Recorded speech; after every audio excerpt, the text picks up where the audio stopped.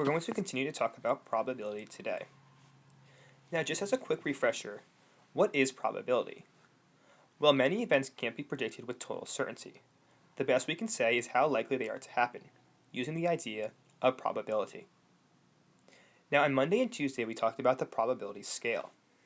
How likely is it for an event to happen? Is it impossible? Is it unlikely? Is there an even chance? Is it likely? Or is it certain that this event will happen? Well, we can be a little more exact with finding probability. We can use the formula below to calculate the probability of an event occurring. Now, the formula below is going to read, the probability of an event occurring. To find that, we take the number of ways this event can happen, and we write it over the total number of outcomes.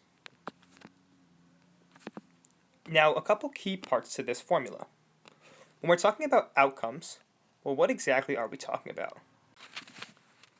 Outcomes are just possibilities. And we'll look at a couple different possibilities, or types of possibilities, below. Now, the last kind of key part to this formula is this word event. And now remember, an event is really just it's an experiment, a trial. It's kind of the thing you're doing, the thing you're looking for.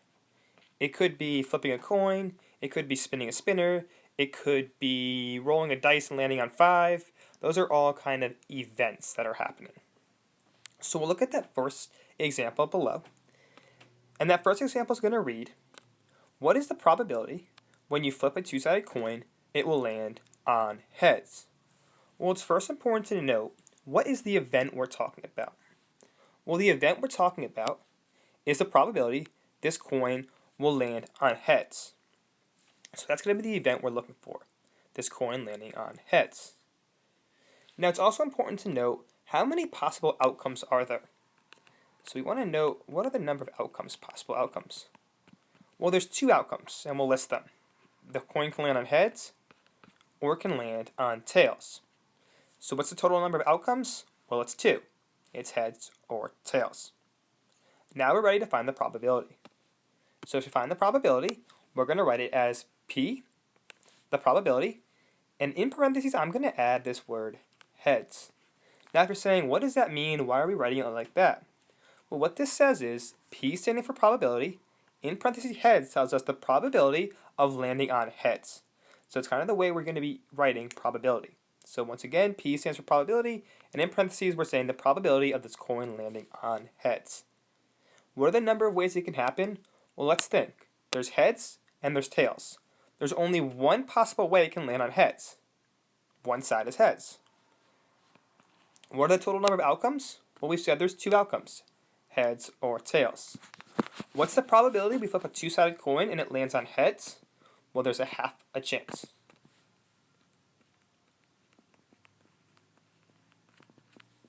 What does this 1/2 tell us?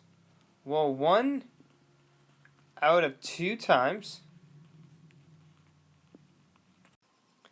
to flip a coin and for it to land on heads. Now, if you're saying, well, isn't there another way we can write the probability? Do we have to use a fraction? There are other ways we can write probability, and yes, decimals and percents are other ways we can express probability.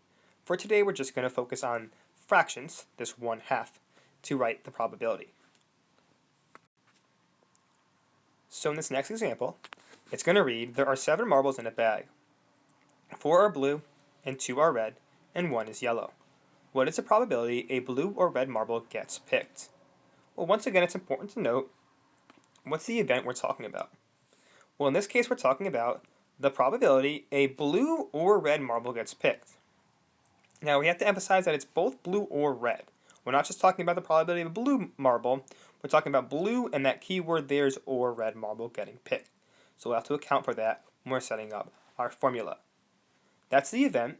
Now, what are the total number of outcomes? So once again, we'll think about the total number of outcomes. Now, when we're thinking about the total number of outcomes, well, we're really thinking about how many marbles are there in the bag, because that'll give us the total number of outcomes. In this case, there's 7 marbles in the bag, meaning there are 7 possible outcomes. And what are the possible outcomes? Well, selecting one of the 4 blue, one of the two red, or potentially the yellow marble. So now we're ready to find the probability. So once again, the probability of, and we'll put in parentheses blue, and I'm going to add that word or red, because once again we're talking about the probability of selecting a blue or red marble. Well, how many blue marbles are there? There's 4. How many red marbles are there? There's 2. What are the numbers of ways this can happen? Well, there's 6 marbles that will help us achieve this event, this goal of selecting a blue or red marble. So the number of ways it can happen is 6. What are the total number of outcomes? Well, possible outcomes? Well, in this case, there's 7 marbles. 6 over 7. Now, what does that tell us? Well, it tells us, once again, we expect 6 out of 7 times to select a blue or a red marble. Once again, there are other ways we can express this. A percent or a decimal would work as well. Today we're just focusing on the fraction form.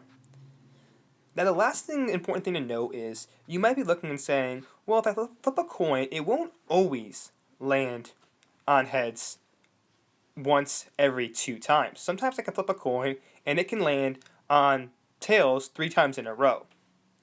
We will get into that question and that idea, and that's why that exact is in quotation marks. So once again, we'll talk about different types of probabilities later on in this topic.